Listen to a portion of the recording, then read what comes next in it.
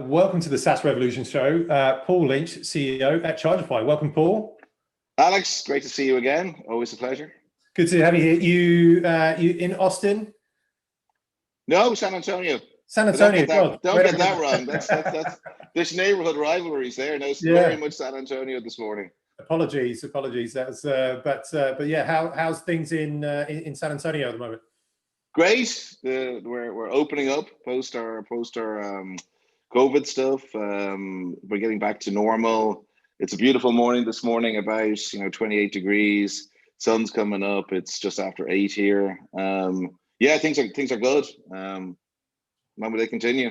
Good. So first time, surprisingly, so the SaaS Revolution Show, we're now in our 6th year, but we've never had you on the podcast, despite your many appearances at SaaStock.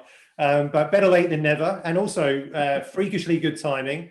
There was some big news last week, which we'll get onto in a moment. But before that, then for the audience that listens to the podcast that hasn't heard of you, seen you speak at SaaStock, who is Paul Lynch? Well, firstly, thank you for inviting me on. You've landed when you've made it here.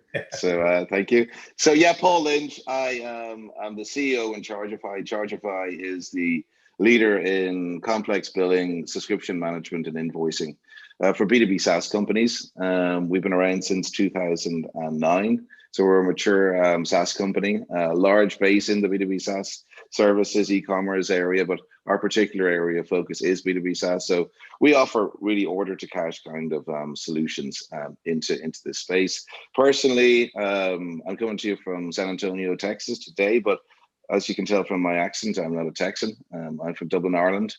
I've been through the whole rapport of different businesses, starting off in telecoms, going into hosting as that market exploded, as people moved to outsource models, going into software and then software as a service. And I've led now several B2B SaaS companies, pretty much all of them to a successful exit. Chargify is my current position, which is a business which we're enormously bullish about. We think it's in a fabulous space. The B2B SaaS market itself is exploding, and the underlying services tools to make these guys successful are on the right trajectory. So how did an Irishman from Dublin ended up in San Antonio at the helm of Chargify? What's the story behind that? So as you said, you've had some successful exits. Why do it again, and how did you end up at Chargify? So jumping into the time machine and going back to 2006, I, as a young, sprightly sales professional, came in and invested in a business called Hosting 365. We successfully grew that company to be Ireland's largest shared hosting domains and managed hosting business. We launched Europe's first infrastructure as a service product in about 2007. And at that point in time, we had another young, sprightly marketing executive who was called Ed Byrne. Put forward the clock 10 years. Ed Byrne came out, founded a venture equity fund called Scaleworks in San Antonio, Texas in 2015. Late 2015, early 2016, I joined Ed out here. We have a model of acquiring B2B SaaS companies right across the gambit of different industries. At that point, we acquired Assembla, which was a code repository and management tool with a project management function. I took the leadership position within Assembla. We successfully grew that business for a number of years by a couple of 100%, and then exited that to a Jira HGGC-backed business in the developer tool space out of Houston. The next sort of position that we looked at within the portfolio was Keen and Chargify. So we brought those two businesses together, and that's how I sit here today as CEO at Chargify talking to you. Amazing. And do you occasionally get homesick for Dublin? And are you calling San Antonio home for good now, or is that hard to say? No, I think so. I mean, there's I think all Irish people are drawn back. I mean, it's the Irish affliction, is it not? we're a nation of immigrants, but we always sort of have a clear path home. I have no interest right now in terms of going back to Ireland. I'm not homesick. San Antonio suits me in terms of on a personal capacity. I'm married. I have 3 children, 9, 11, and 13. This is a real family kind of town. The children are in an excellent school here. It's a very sports orientated society, Texas in particular as well.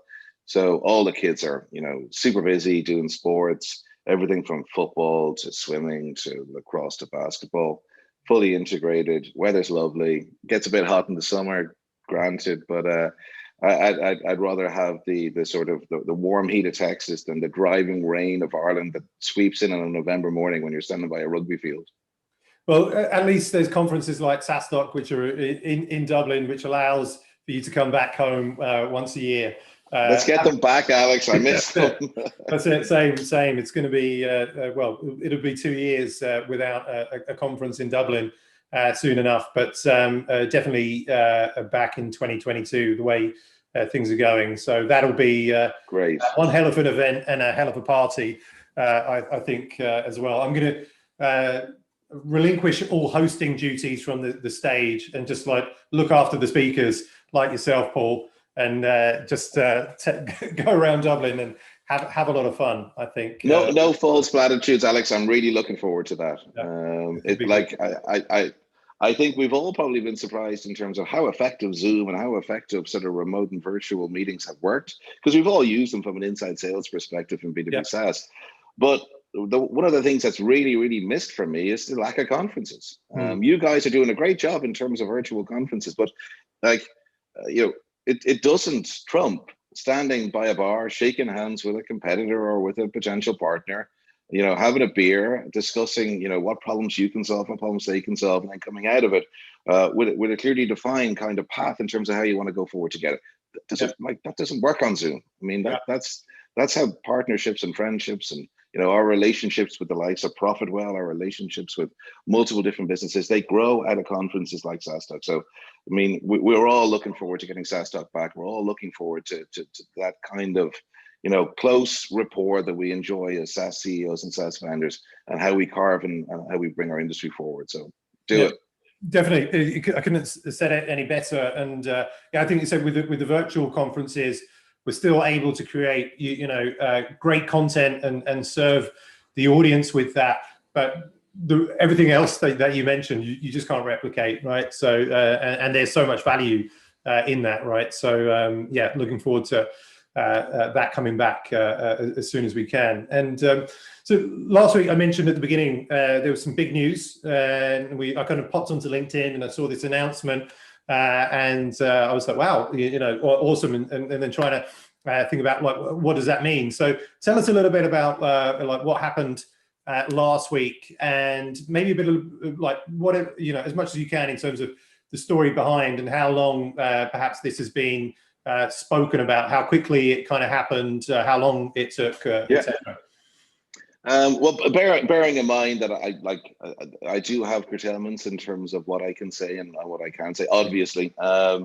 So last week there was an event in terms of the billing and subscription management in FinOps space, Battery Investments, which is I think they were founded in 1983, so a very mature private equity fund, offices globally, 2 on the West Coast, 1 up in Boston, Tel Aviv and London. They came in and they made a majority controlling investment in Chargify. At the same time, they synchronously did the same in SaaS Optics, which is I'm not going to go as far as saying a competitor. It is a business that operates in the B2B SaaS area, and it talks to a lot of our customers, but in most cases, it solves a different problem to what we solve. So, when Battery, and I speak for the general partners in Fund 13, where the investment was made from, when they looked at the sort of order to cash market, they felt that there wasn't a single entity that had really gone from A to Z and joined all the dots. And by that, I mean like contract management, order management, product catalog management, billing and subscription management, invoicing, all the way through to payment processors. And they firmly believe that there was a position to find a best-in-class company to do just this. They also looked at the greater market in terms of who was operating in it. and Zora being the sort of market leader here, they felt that there was no, as a market leader, they hadn't successfully done this. They came in and they took controlling interest in ourselves and SaaS Optics. Why choose Chargify? We've always adopted a product-led sort of attitude towards growth. This has been our policy. We've invested heavily in our product. We feel that, and I think the market would agree with us, that we have hands down the best billing engine out there. We do usage billing better than anybody else. We have competitive advantages around event-based billing post our acquisition of Keen in March 2020. And then you look at SaaS Optics. SaaS Optics, clear leader in terms of FinOps tools and selling into the office of the CFO. Spectacular products around revenue recognition and contract management. You bring the two together, and I mean, it might sound like a tired kind of analogy, but the sum here is far greater than the individual parts. You have a business that really solves all the problems that you require as a B2B SaaS founder, irrespective of your size. So the businesses will operate independently of each other for the time being, and as we look to see how we can best serve our customers, because although they would have focused on FinOps as their core area, and we would have focused on billing and subscription management, the one area where there is a huge crossover is around being a customer-led business, customer first. Amazing. Well, congrats on the news, and obviously we'll be looking forward to seeing this come together, and obviously the continued growth of both businesses, of which as you say, Chargify has had some fantastic growth over the last few years, which has obviously put you guys on the radar of the likes of Battery. And today we're going to talk about growth, but sustainable growth in SaaS using data and pricing. Yeah, so let's get into that. So obviously, when we first started SaaS Stock with 2016, I would say like most companies, SaaS companies went public, and it was growth at all costs, and none of them were profitable. I mean, like anecdotally, I'm sure that some were, but definitely that seemed where the industry was, and all the money was going in, and it's just to grow as fast as you can, capture the market. But then actually under the hood, there weren't these amazing sort of businesses because they were kind of churning money. But we are seeing this big shift, I think, sort of over the recent sort of years. Yeah, I guess kind of like, why have we seen that shift from these unprofitable grow as fast as you can business to sustainable growth? Why is it important now, do you think? I mean, it was always an inevitability. I mean, businesses and industries mature over time. Like ultimately, like if you're adopting a growth at all kind of cost kind of strategy, it's not for me. And these are not businesses that I really that I've ever led before. But that's not to say that there isn't a position in the market for them. I mean, I go to Hopin and Jimmy. Like, I mean, he was faced with a fabulous opportunity in terms of virtual conferences. When COVID appeared, he had a business that was like not pre-revenue, but with some more revenue, and you got to capture that. So he raised heavily, and he took his business to a $5.65 billion valuation. That's a really good example of a business where venture capital really suits, because they said capture the market mentality, because it's a limited time frame. We don't know what that time frame was when he embarked upon this journey, but we knew it wasn't going to be indefinite, or at least we hoped it wasn't going to be indefinite. Okay, so like from that kind of business, it like makes sense to capture the market while the market exists. For other businesses in other areas where there isn't this kind of obvious, clear timeline in terms of your ability to get in and capture the category king position, one has to adopt a position of sustainable growth. And the reason why I say that is because fundamentally, all these businesses, you value a business from a maturity perspective on its ability to throw off cash. Now, that could be 20, 30 years down the line. Like the timelines don't matter, but ultimately at some point in time, an investor needs to look at your business and say, can this business operate profitably? Can this business generate cash? Because that's what we're here for, So the sustainable growth for me has always been the key thing that we require as far as business is concerned, like that's always been the policy that I've adopted in terms of operating businesses. Don't burn at all costs. The concept of being able to lift your top line revenue number by spending at all costs. In most cases, not all cases, of course, but in most cases, it doesn't result in the net growth that you'd expected. If you have an issue in terms of your investment partner, then that issue is going to be prevalent as you move forward. And are they going to be in a position to follow their money? I think about a category leading software as a service business that sits on NASDAQ. They had a very bad Q2 last year where they did a terrible earnings call and they lost 40% of their market value. They lost 40% of their market value in the back of a poor earnings call because the market decided that they weren't in a position to ever turn a profit. And that's, no one on an institutional level is going to invest in the business for the medium to long term if they can't see that kind of return. Who is that? Zora. Okay, all right. I feel like I'm picking on them on Judy this morning. It's all right. Now, look, the reality is, Alex, that they recovered in Q3. Yeah.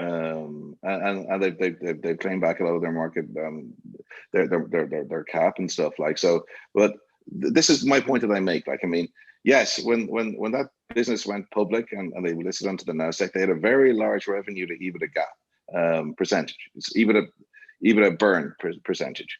Yeah. Which is grand if your intention is to get onto NASDAQ, but sooner or later you got to be able to demonstrate that there is a position at the end of the rainbow here that's going to get you to profitability. And how do you use data for sustainable growth then? Like, what are the examples that you're seeing for companies that are listening? Well, for me, like I don't know how to run a business without data. The first, like, Benioff is very famous, and they always say, like, before you hired anyone else into Salesforce, he hired 2 recruiters. For me, before I'll hire anybody into a business that I'm looking to run, I'll hire myself a data analyst, so I'm able to interpret, what things actually mean. Like, you cannot operate, grow a business, or sustain a business without effective data. It's just impossible. What data do you need to look at? Revenue, trending, EBITDA, gross profit, your unit economics, CAC, LTV. All of these things are unbelievably important if you want to grow a business sustainably.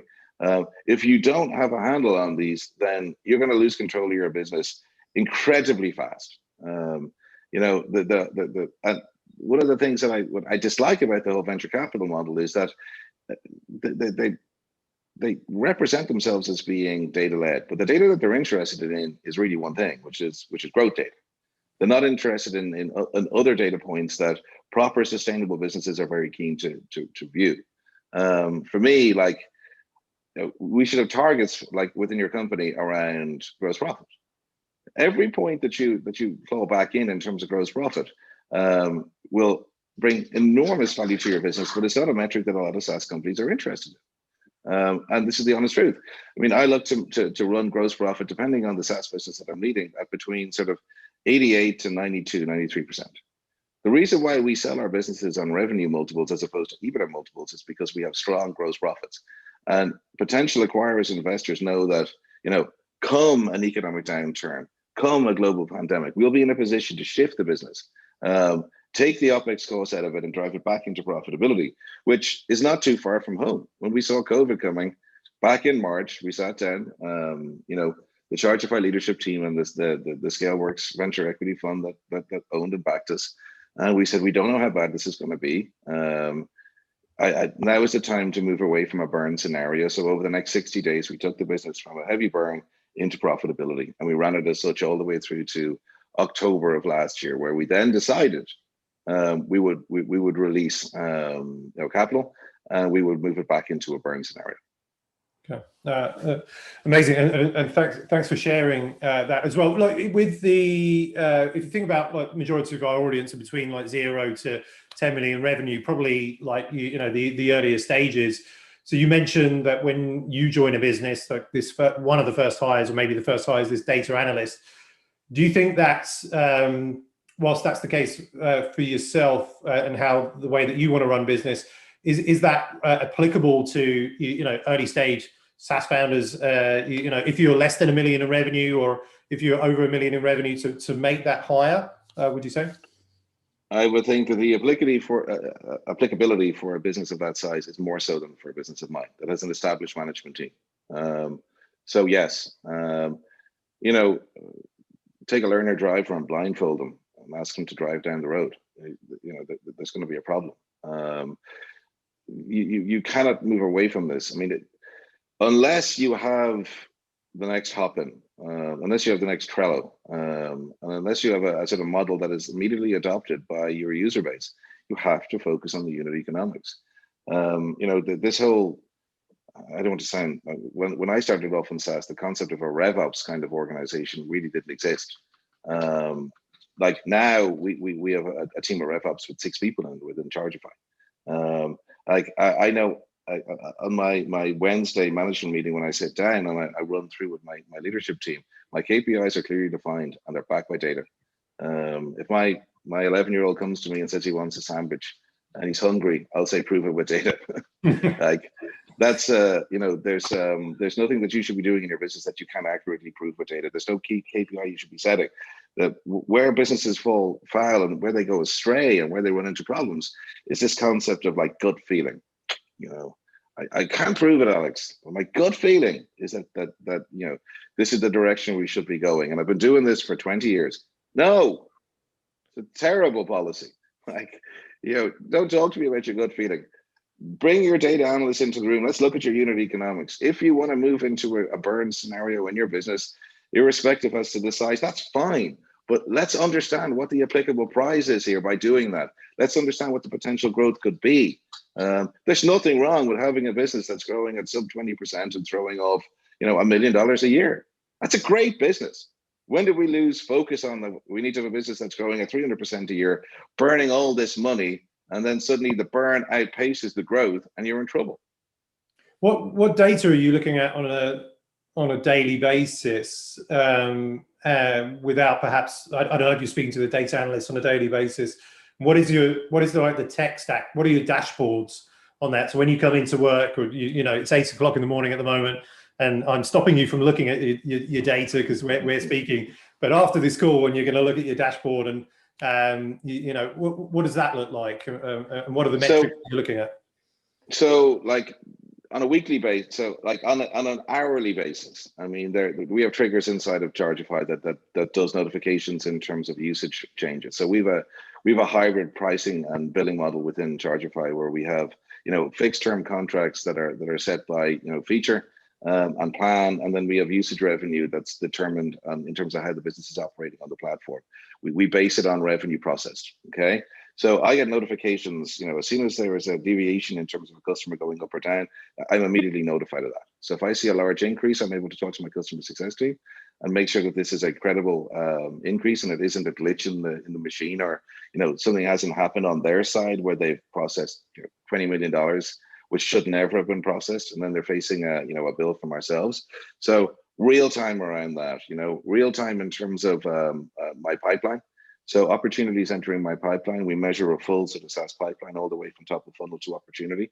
That's in real time. So as the stuff moves from SQL into opportunity within my Salesforce CRM, there are updates that are pushed across to show real time changes in terms of my pipeline. In terms of close one, when anything moves from opportunity to close one, there's notifications on the MRR side.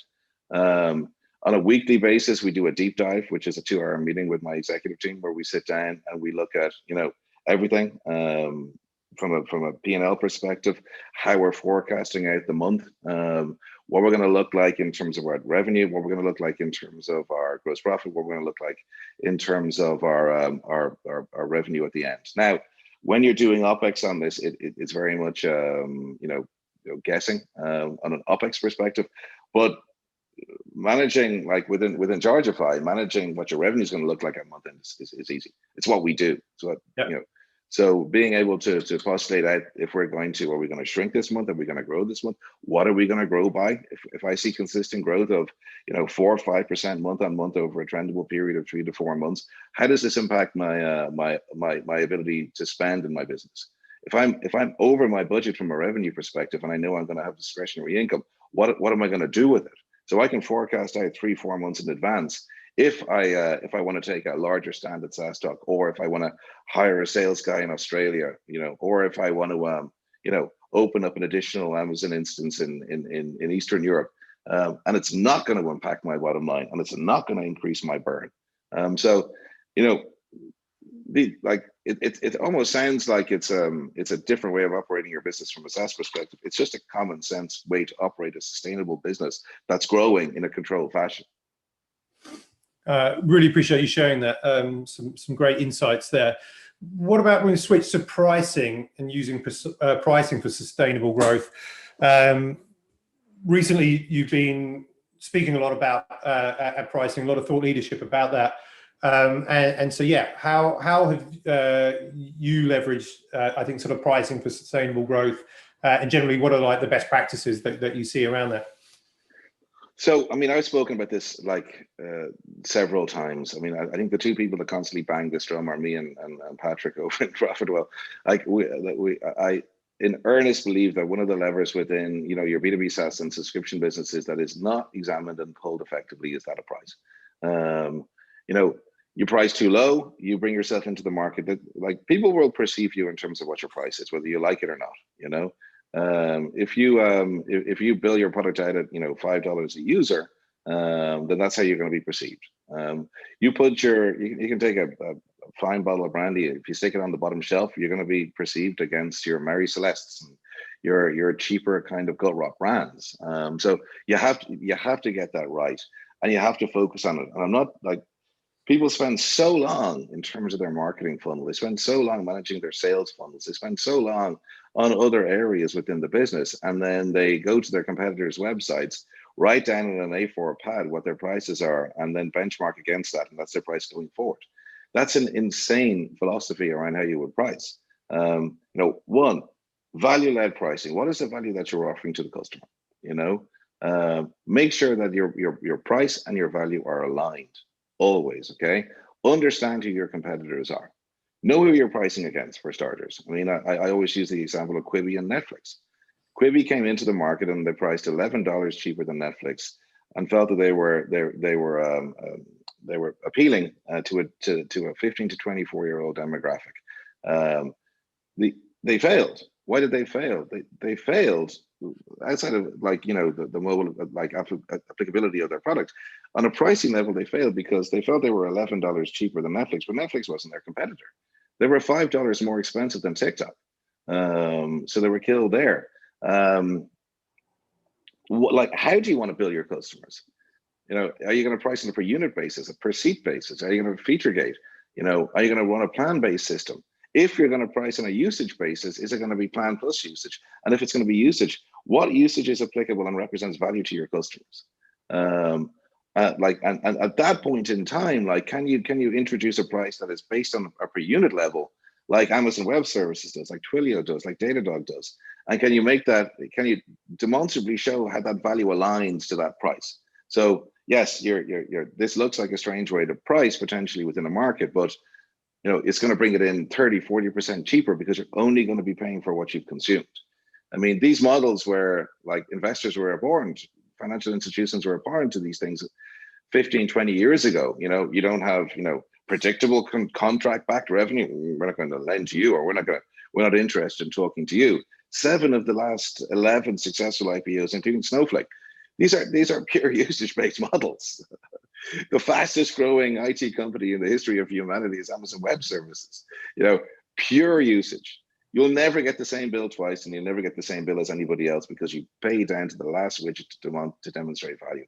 These are the real levers that we as SaaS founders and leaders, we need to look at and make sure that we're pulling these levers around price and around how we bill. Look, I'm passionate about billing, which comes across, which is obvious. Why did Amazon Web Services win the market, Alex? They didn't win it because they had you know, better customer support than Rackspace or IBM. They didn't win it because their servers were higher performant. They won it on the way they built. They showed the market that you no longer needed to, you know, pay for what was deployed out, and you only use for 1 day a week. If you use it, you pay for it. If you don't use it, it's not paid for. This is value-based pricing at its very, very best. And it's a perfect example. The world of pricing and the world of software and IT services changed in 2006 when AWS launched with a value-based pricing model and brought event-based billing to the market. It's an incredible lever. And does Chargify do value-based pricing? So yes, we do, and around how you're processing over our platform. So we have a very strong usage component in terms of our revenue lines to make sure that you're only paying for what you're processing through our platform. So that when you get successful, we're more successful with you. So it's in our interest to enable your success, and also on a services basis, we're the only business out there that does event-based billing. Most of the hosting, going back 10 years, most of the billing and subscription management companies in the market have a component of usage pricing that they deliver out into their customer base. This is our sort of key area and our area of expertise, be it metered, batched, usage, event. We do it all. We'll take billions of ingress-based ICP packets or whatever packets you wish to send us. We'll overlay the billing logic between Chargify and Keen, and then you'll be able to generate an invoice out to your customer down to the very last API call, down to the very last email sent, down to the very last query.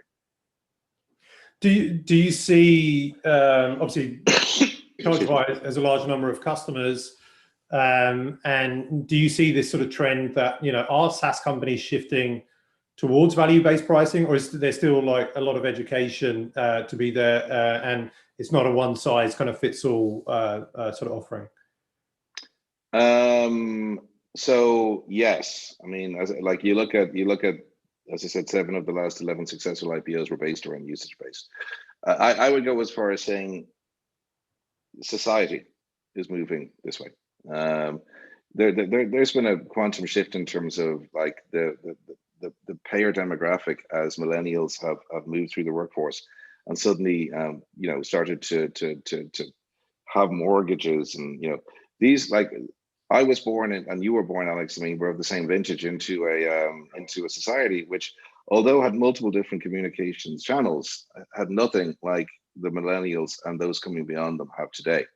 Through social media, through chat apps, TV, thousands of stations, all of these different things coming together, right? Delivers to a discerning purchaser now all the information they need at their fingertip. You can't gouge anymore, and if you feel that you can, your business will fail. The consumer is not ignorant, and if they will have an underlying base feeling in terms of what the value is of your product. If you come in high, they'll simply jump onto G2, Capterra. They'll query the internet. They'll look immediately at your competitors, and they'll discount you like that. So when I say society is moving in this area, it is. I mean, you look at fixed kind of subscription services like gyms. You look at cinemas, all these different things. Everything is looking to move to a subscription model away from basic one-off payments, and those subscription models are now looking to move to usage.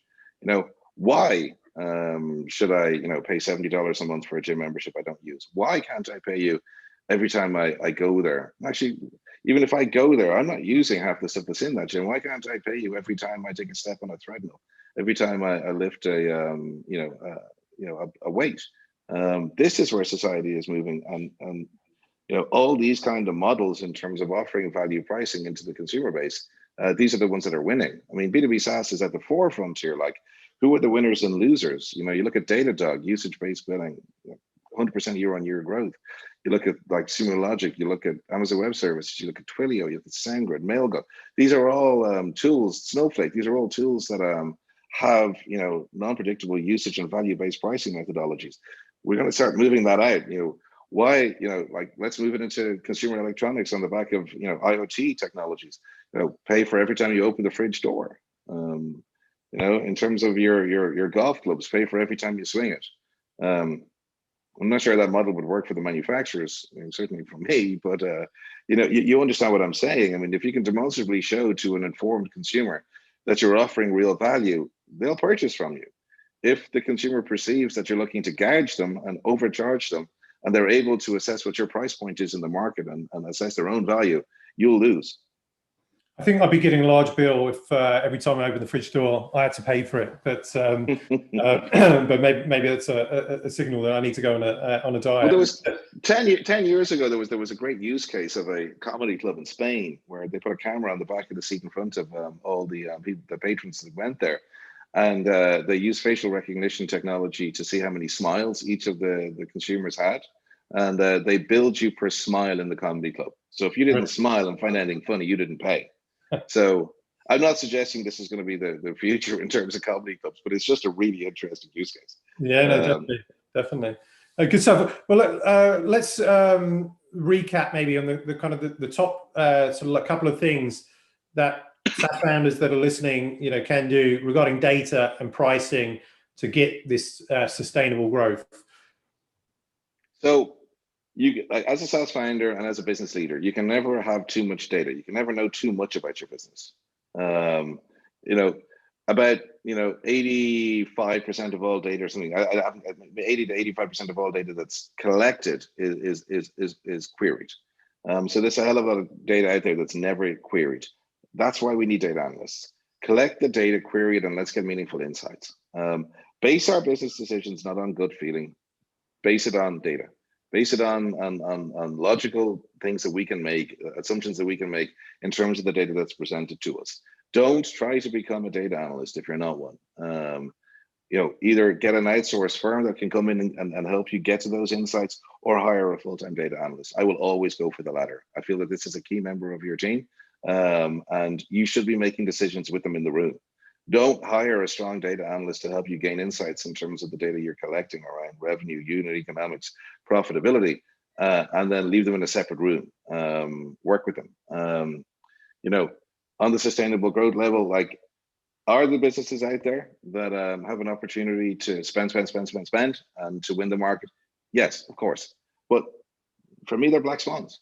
You for your medium to long-term success, you want to have a business that is predictable, that is forecastable. You want to have growth that is sustainable. You don't want to have a business that does that and then falls off. Manage the motions that you have within your business. Equally invest in the areas that you need to invest in. Don't spend 90% of your available capital on sales and marketing at the huge detriment of product and engineering. Build sustainable growth models in your business that are predictable, and then predict them using data with the right analysts. Thanks for sharing that, Paul. And then to final sort of questions then, if you've had a few successful sort of exits sort of in your past and recent sort of present, like, what do you think is there like a secret sauce to that, or is it your knack of looking at data? But like for founders that are listening that haven't had a successful exit, or they've had some failures perhaps, and what is the recipe? Like, why is it sort of working for you? So, there is no secret sauce. There's no secret sauce in SaaS. There's no secret sauce in life in terms of being successful. It takes commitment and hard work, and it takes being secure enough in yourself to know that you don't have all the answers. Hire strong people, hire strong teams. For me, like, what is the most important role that a CEO has in any business? Hiring good people.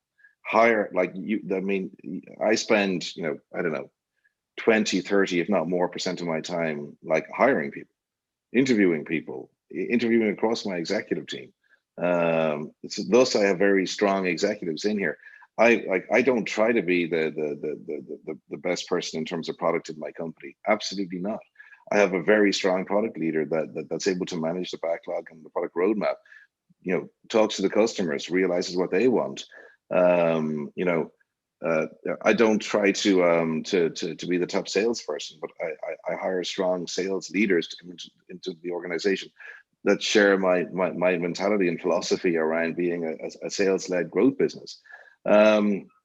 So, like, for me, that's the secret. We find a lot of founders that they're very product focused. They mistake product-led growth with overly elaborating on the product, constantly iterating, never getting to an MVP, never getting it into the market. Like, I always go back to, it's weird, there's so many publications now around business, and some of the newer ones are great, don't get me wrong, but like, you go back to the 22 immutable laws of marketing. It's a Bible within running these businesses. The law for the first mover advantage law. It's never the best product ultimately that wins. It's really the one that gets to market first and gets established in the consumer's psyche. So, don't over elaborate, don't over try to iterate on your product and then you pretend that you have a product led growth philosophy. You don't. You're just tinkering with your product. Get it into the market. Like I know a great SaaS founder, I won't name him, and his policy is like, put up a website with the product on it, and when you get 400 requests for information, then build it. I'm not sure that I go that far, but like that's taking it to a whole different level. So look, get a minimum viable product that does what it's supposed to do on the tin. Okay, get it into the market, get your team hired, focus in terms of quality around your team. Don't try to do everything. And look, there's a whole load of push around, work-life balance and everything else. I get it. I'm a father of 3, but like, I don't know anybody that ever grew a successful business and exited it that worked 40 hours a week and turned off their computer at 5 o'clock. It doesn't happen. You have to be, if you're going to commit into this as a founder, you got to commit into it. Just make sure you're spending your time in the right areas. I also saw a great one on COVID, which was I don't work from home. I live at work, just for the record. I like that. Well, because great insights there and good advice as well. And it's a nice way to kind of wrap up the episode. Where can people find you online if they've got any questions, they want to reach out? What can they do? Yeah, www.chargify.com. Come in, talk to one of our agents on chat if you have any questions. I'm on LinkedIn. So yeah, Paul Lynch, CEO Chargify. Hit me up on LinkedIn. I'm happy to chat. If there's anything that you'd like me to dive deeper into with you, obviously I'm busy at the moment, but I'll do my best to get back to you if you have any questions. Amazing. Well, Paul, thank you so much for sharing with the SaaS Stuff audience and on the SaaS Revolution Show today. Really been fascinating speaking with you, learning from you. Good to see you in San Antonio, and yeah, as I say, hopefully we'll get to have a conversation and a low carb drink in Dublin at some point soon. Come across to Texas. I'll see you in Dublin anyway. Make the trip, and we'll do the Riverwalk. You'll have a lot of fun. I've got to do it. I've got to do it soon. So watch this space. Now I've been invited twice, so watch this space. Good stuff. Well, Paul, thanks so much. Really appreciate it. You've been a great guest. Alex, thanks a million. We'll see you soon.